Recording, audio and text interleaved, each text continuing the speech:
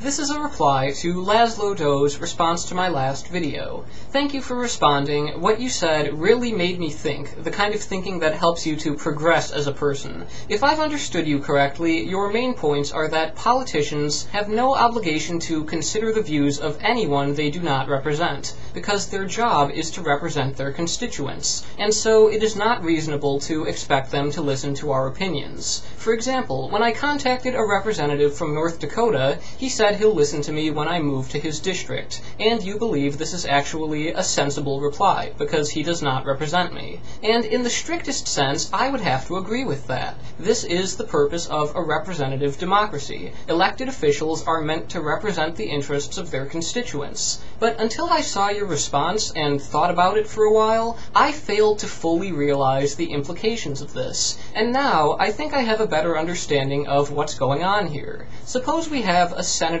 S. from District 13 who quotes the book of Leviticus on the Senate floor. Now suppose we have a Citizen A from Guam and Citizen B from District 13. Both of them hear about what Senator S. said, and both of them send the same message, M, to Senator S, explaining why he's wrong about this. Now, how should Senator S. respond to this message? Well, I'm the sort of person who's interested in whether a statement is correct or incorrect, right or wrong, true or false. And I assumed that politicians like Senator S. would likewise judge a statement on its own merits. If message M is true coming from Citizen B, then it's just as true coming from Citizen A, right? The truth value of a statement does not depend on what district you're in. But that's not how it works. Senator S. is not going to respond in the same way to the same message if it comes from two different people. Even though it's the same message, Senator S. from District 13 is going to listen to Citizen B from District 13,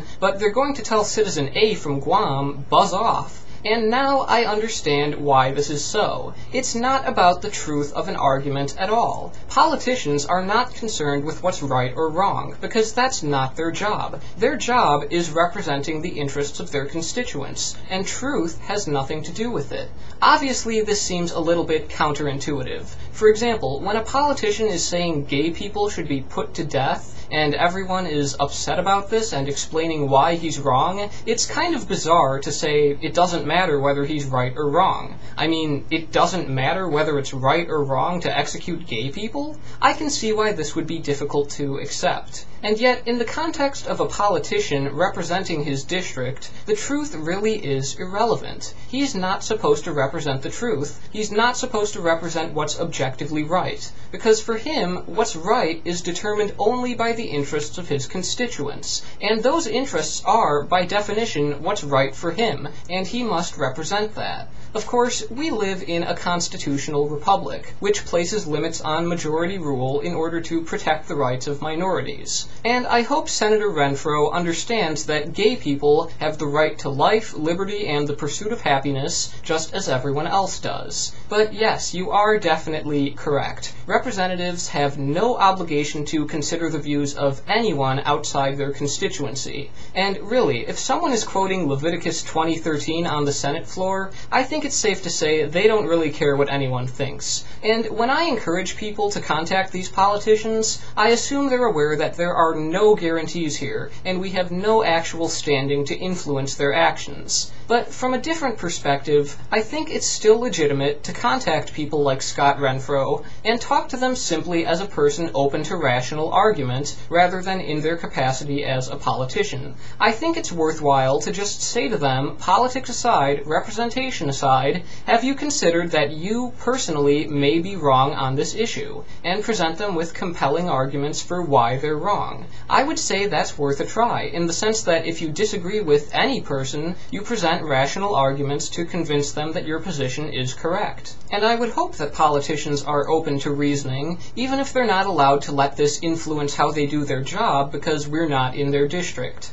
Now, you also said that the votes cast by these politicians will not directly affect me, because I don't live in their state. That is correct. It will not affect me directly. I'm not the domestic partner of a Colorado state employee. I'm not a zygote or a woman or a doctor in North Dakota. However, I think there's a clear possibility that their actions could affect me indirectly. For example, if North Dakota actually passes a law declaring that zygotes have the rights of citizens, this sends a message to other states. It says that this is possible, it can be done, and other states may get the idea to enact their own laws to treat zygotes as people. So, in a sense, this would not necessarily be limited only to North Dakota. This sort of thing does have an effect. In fact, before North Dakota considered this bill, Colorado tried to pass an amendment defining zygotes as people, which failed. And keep in mind, we live in a highly interconnected global society nowadays. When someone like Scott Renfro says something so outrageous, it doesn't stay within the borders of Colorado. It spreads. And for a politician at any level of the government to say something like that, it can give people the impression that this is endorsed by the government. And that may not be correct, but some people will assume that. And silence is often interpreted as consent. If Scott Renfro talks about putting gay people to death, and none of us object to this, people will assume we're okay with that. And I'm not okay with that. I am very much not okay with that. And this is something that should not go unaddressed. And by making a public statement against this, it isn't only directed to Scott Renfro. It's also a message to the populace in general. We're saying that this is not acceptable to us, and politicians should not let the Bible influence their legislation, especially when it calls for people to be put to death. And I think this is a legitimate objection. Anyway, just to wrap this all up, I do realize that elected officials have no obligation to listen to anyone they don't represent. It's just not in their job description. And when I contact these people, honestly, I have no expectation that they're actually going to consider what I have to say. Nevertheless, I still think it's important that we take the time to make our views known, because state politics are not always isolated within the state. So, thanks for responding. These are some very interesting subjects.